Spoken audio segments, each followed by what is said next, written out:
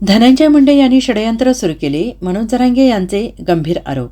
बीड केज तालुक्यातील मस्साजोग गावचे सरपंच संतोष देशमुख यांच्या हत्या प्रकरणातील सर्व आरोपींना अटक करून या प्रकरणाचा सखोल छडा लावावा या मागणीसाठी पैठण येथे मोर्चा काढण्यात आला. या मोर्चात संतोष देशमुख यांचे बंधू धनंजय देशमुख आणि मुलगी वैभवी देशमुख सहभागी झाले. या मोर्चात मराठा नेते मनोज जरांगे पाटील यांनी भूमिका मांडली. त्यावेळी त्यांनी मंत्री धनंजय मुंडे यांचं नाव घेत त्यांच्यावर प्रचंड घणाघात केला.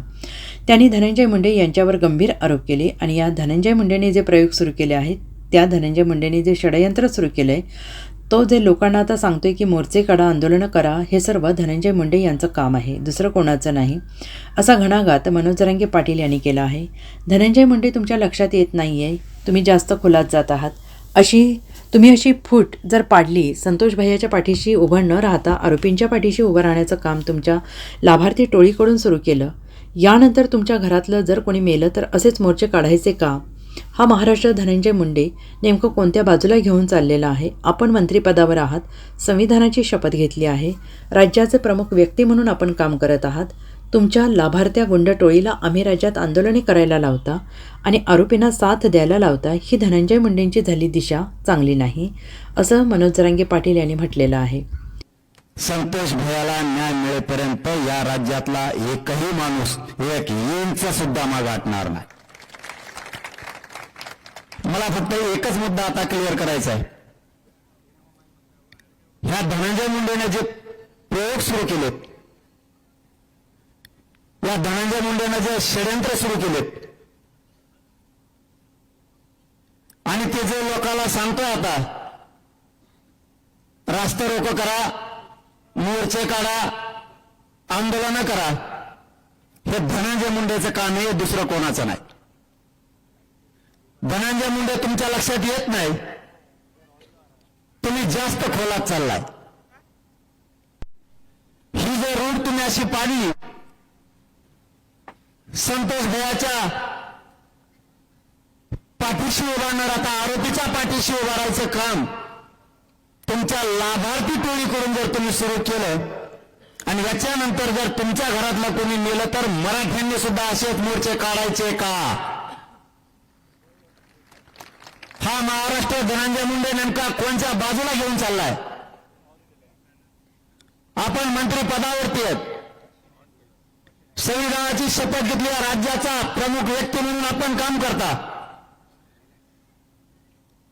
आणि तुमच्या लाभार्थ्या गुंड टोळीला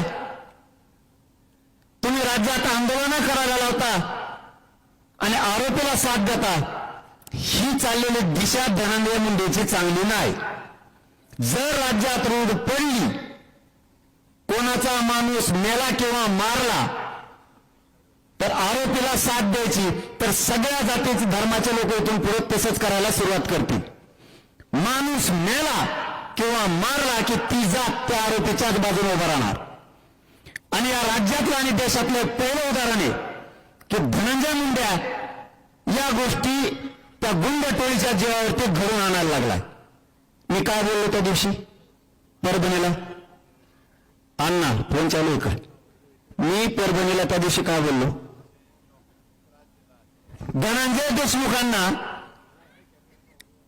त्या धनंजय मुंड्याच्या लोकांना धमकी दिली. या राज्यातले लोक म्हणतात जर संतोष देशमुखांच्या वेळेस त्याच वेळेस अॅट्रॉसिटी ऍक्ट दाखल झाला असता तर आपल्या संतोष देशमुखांचा खून झाला नसता. जर तो गुन्हा दाखल करून घेतला असता तर संतोष भैया देशमुखांचा खून झाला नसता. तसंच पुढे आम्ही सुद्धा डोक्यात आणलं, जर पोलीस स्टेशनमध्ये आरेरावी धनंजय देशमुखांना त्या धनंजय मुंडेचे लोक धमकी द्यायला लागली आणि आपण जर बोललो नाही तर तसाच जर हा खून झाला तर लोक म्हणतील वेळीच जनतेने सावध व्हायला पाहिजे होतं. तुम्ही धनंजय देशमुखांना धमकी देता, गुंडाला बोलायचं नाही, गुंडाला बोलायचं नाही. काय चूक केली? वंदराला धमकी दिली का? कुठल्या धनगराला, दलित मुस्लिमाला, मायक्रो ओबीसीला? अरे धनंजय मुंडे आमच्या रक्तात नाही येते.